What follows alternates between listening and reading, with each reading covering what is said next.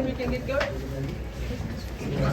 Sacha, something to you. That wasn't obviously part of the plan, the results, but I'm sure also playing, 78 minutes. What went through your mind in that moment when you had to go on and you realised you're playing the full game instead of maybe the last 10, 15, 20? Yeah, I was just needed to do my job and came in the second minute. It's more unlikely than usual for it to come so early, but it is what it is. And yeah, just a great privilege to play for so long on the field with great players around me and a proper test match rugby experience. So extremely happy to be out there, but obviously the result isn't what we wanted, so it doesn't really mean much to me. Did you feel like you grew into it more as the game went on? I mean, quite an impactful second half showing from yourself with those breaks that really changed the momentum of the match. Yeah, it's obviously quite intimidating coming out so early, but like you said, that second half I kind of felt like I eased into it a bit more. Rassie spoke to us at halftime about what he wanted, and I kind of just thought that's what I needed to do. So yeah, it eased into the game, I guess, but still a few costly errors.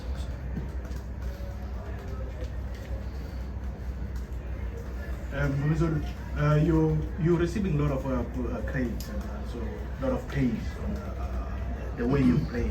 How did it feel for you to play with these guys who won the World Cup and you just came in the squad and you delivered, you raised your hands? Yeah, like I said, I'm playing with double champs right now.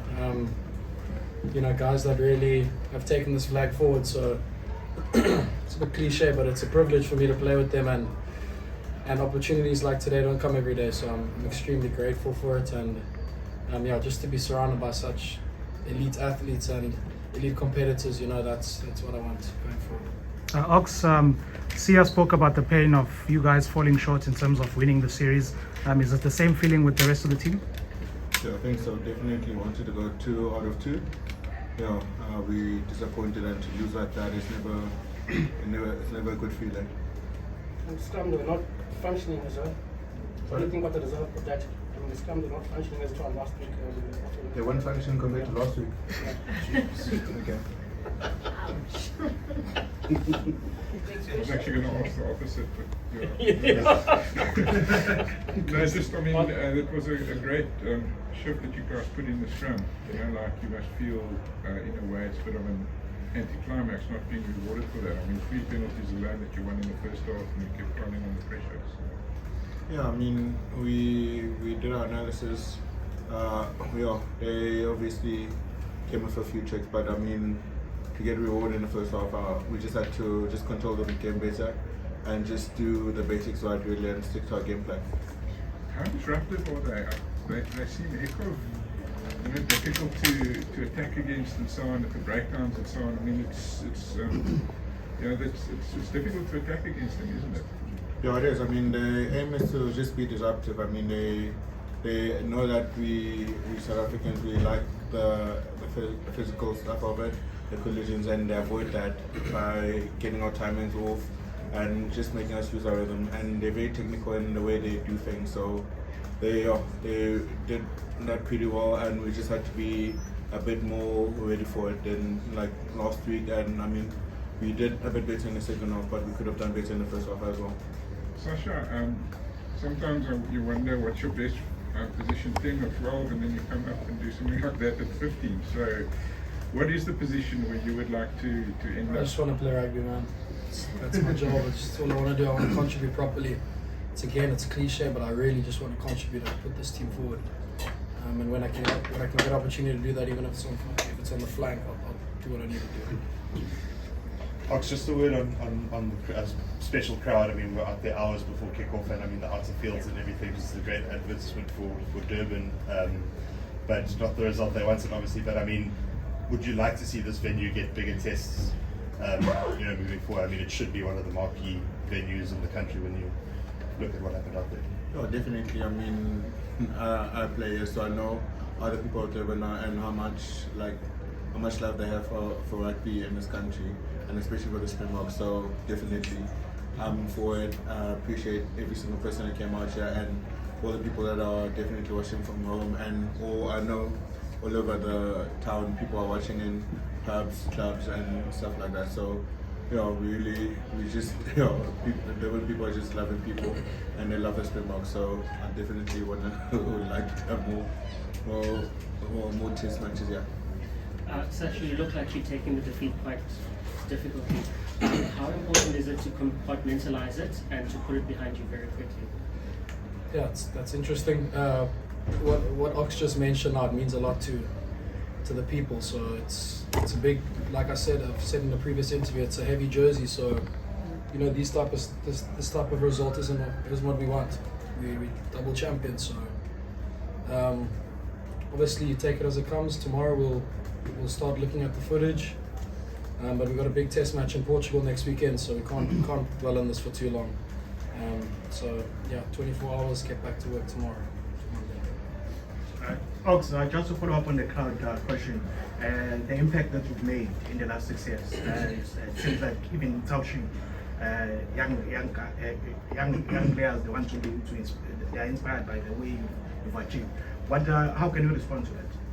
I mean, also I had people that I looked up to. I mean, we had guys when I was still in high school watching Trevor Nyakane play, watching Raymond Wille back in a few states. So, I mean, for me, it's always about, Russell will always say, like, it doesn't belong to you. It's all about the difference that you can make while you're in it. So the Springbok jersey is not yours. It belongs to the people of South Africa, and what you do with it is really up to you. And I mean, the more people I can inspire, the more people I can actually get to pursue their dreams and be what they dream of being.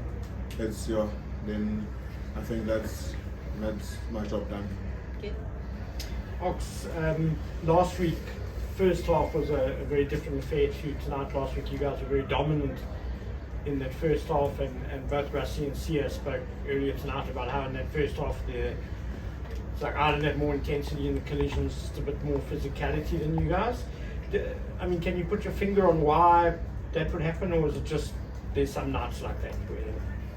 Well, I can't really put my finger on it because they just had better plans. They were just more up for it than we were. I think personally, because I mean, we played like that in the first half, and in the second half, all of a sudden we're back to where I think as a team we should be all the time. So I think it's just a mental shift that we just had to make early on in the game and from the beginning of the game actually. So yeah, they just came out more prepared than we were. Is that a question at the back or?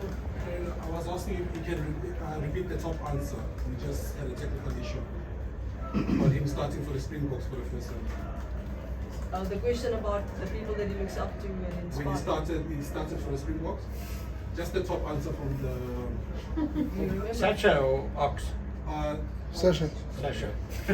Yes, there's sort of a there. Sorry, brother, I don't know when. Josh, we've got 3 minutes, so please can we take another 2 or 3 questions?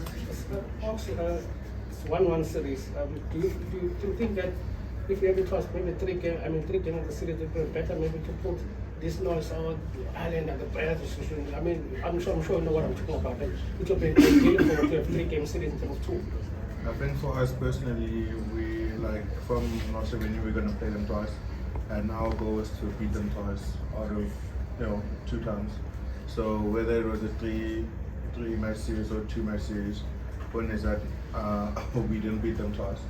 So I think it really doesn't matter for us because our aim was to beat them twice and we couldn't do that. So we'll just take the draw, I guess. Okay. Sacha, I mean, you speak about the privilege of wearing this jersey and also how heavy it is. I mean, it's only been 3 games for you, but do you feel at home at test level? What do you say? It's definitely a step up, so I've got a lot of work to do to be at home and test level. I haven't started a game yet, so I'm a bench player as per se at the moment, and I really appreciate what the coaches are doing, easing me into this sort of level of rugby, So I wouldn't say I don't know how to answer that question. I'm hopefully on the way there soon. I'm working hard with the coaches and they put full faith in me, and hopefully the results will come and I'll be good for test rugby soon. Adnan, last question. Sacha, just on that, you've got all the skills. In which areas of the play do you think you can improve? I think just experience will help a lot of my sort of weak areas of my game. Just judgment, what to do at the back, when to do it, how to communicate properly. You know, physical skills are something you can work on properly, but the verbal skills and understanding of the game is something that comes with time. And yeah, that's probably my main focus at the moment. Just getting to sort of, you know, be able to, you know, come on, replace Billy and provide the same sort of information he provides the backs and do a similar job away from the physical touches.